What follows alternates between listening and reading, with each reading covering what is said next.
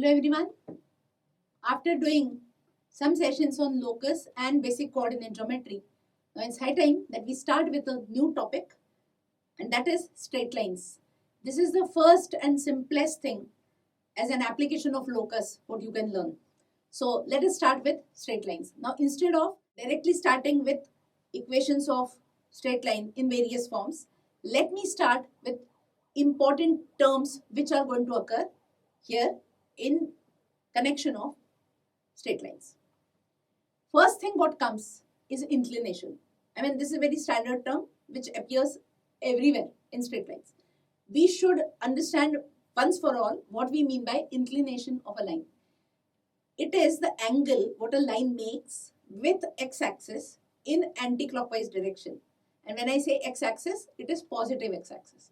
An angle is expected to be 0 degree and anything up to 180 degree, not 180 degree. So 0 degree included, 180 degree not included. This is how we define inclination. So we expect two figures, what I am drawing here. One is where I have shown that angle theta is acute, and the second one is where angle theta is obtuse. So both the cases I am taking. I mean something between 0 degree and 90 degree and 90 degree to 180 degree. And with help of inclination, now we define a new term, and that is called slope, or some people call it gradient also, slope of a line. With help of that inclination, we are going to define. If slope is written as m, then m equal to tan theta. This is standard formula for slope of a line, where theta is inclination of the given line. Now, if that is the case, how many of you think that if theta is shown in the two figures is anything between 0 degree and 180 degree, then if a third situation comes something like this, where theta is more than 180 degree, how do we go about it? Do we take theta inclination as this? No, we do not take this as theta inclination. Instead of that, what we do is we extend that AB and we try to show the acute angle theta in the picture, and that theta would work as inclination. Now understand one thing, when does such a mistake occur? If you are showing line, extended on both the ends, then perhaps this type of error may not occur. But if you are showing as line segment, then there is a possibility that you may end up taking inclination more than 180 degrees. So the clarification. Okay, so let us move further from here. And the next part is some important notes. With help of this basic definition of slope, what all things you can remember? First thing is slope of x-axis, and that is always 0. Why? Because angle between line and x-axis is 0, because line itself is x-axis. And slope of y-axis, now tan theta, where theta becomes 90 degree, would be undefined quantity. And hence slope of y-axis is undefined. And the next one is slope of line in special positions. And that special position is if line makes 45 degree or 135 degree with the x-axis, then what is the slope? Slope would be plus 1 or minus 1, because tan 45 degree is plus 1 and tan 135 degree is nothing but minus 1. And what could be next? If theta is between 0 degree and 90 degree, then tan theta would be positive, and hence slope would be positive. And if theta is between 90 degree and 180 degree, then tan theta would be a negative quantity. I hope you remember these basic things of trigonometry. Okay, let us move further. And the next part is slope of a line joining two points x1, y1 and x2, y2. And how do we write slope? And there is standard answer for this, standard formula for this. M is written as y2 minus y1 upon x2 minus x1. And of course, since x2 minus x1 appears in the denominator, we expect x1 and x2 not to be equal. Just stretch your mind and think that if x1 and x2 were equal, means what? Points would have been on a line parallel to y-axis, and obviously in that case slope would be some undefined quantity. I hope this much thinking you must be doing whenever you read a formula. M is normally y2 minus y1 upon x2 minus x1, where x2 not equal to x1 is expected. Okay, now if you want to take one example, one small example you can take. If 2 points are given to you as 2, 4 and 3, 5, then how do we find slope? It would be simple, 5 minus 4 upon 3 minus 2, and answer would be nothing but 1. Okay. Next is, if you are given two parallel lines, then what happens? Obviously, parallel line means something like this picture is expected. as I'm showing there, theta 1 and theta 2 actually ideally should be equal, and hence tan theta 1 and tan theta 2 should be equal. So for two parallel lines, m1 equal to m2. Mind you, please, I have shown their equivalent notation. Means if m1 equal to m2, then lines are parallel, and if lines are parallel, then m1 equal to m2. Okay. Proceed further and go to perpendicular lines case now. Now, when two lines are perpendicular, what would be the picture? Picture would be something like this.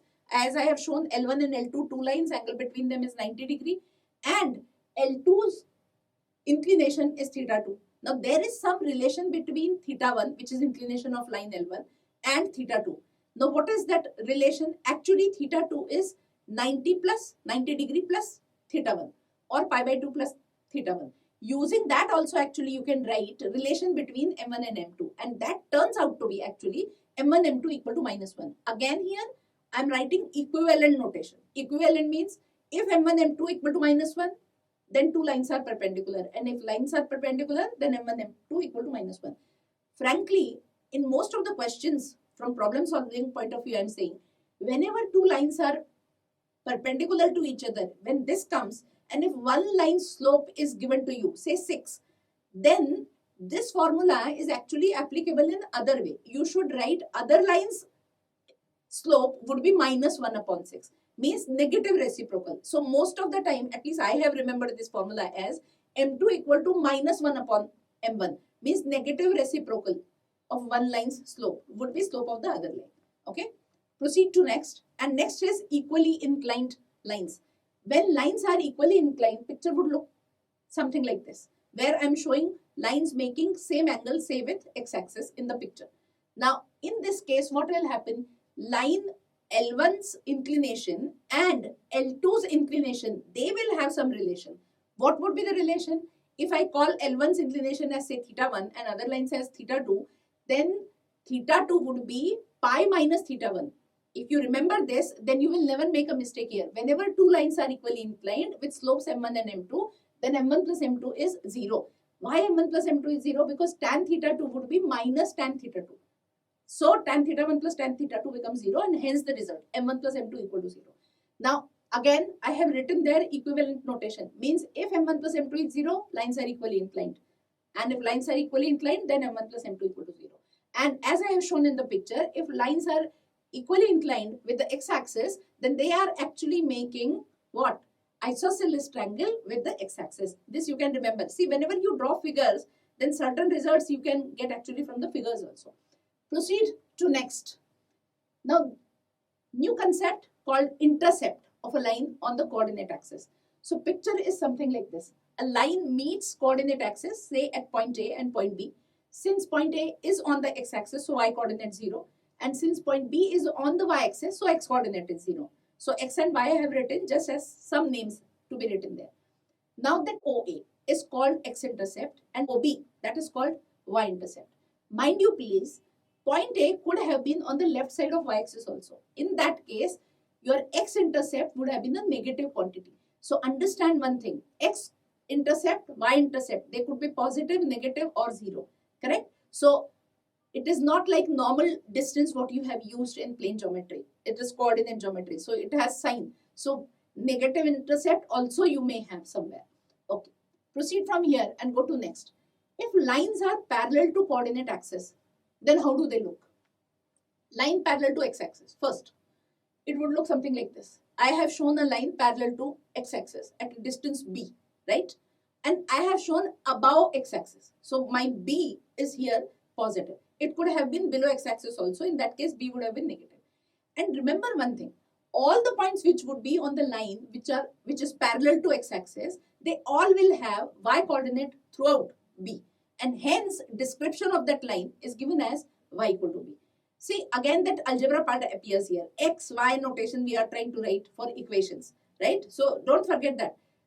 We will be writing equations means you are writing actually or describing algebra of that geometrical figure. So, line parallel to x-axis is given by y equal to b.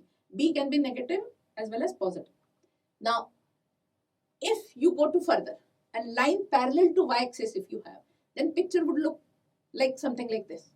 I have drawn here a figure where line is parallel to y-axis, but it was on the right side of y-axis. It could have been on the left side also.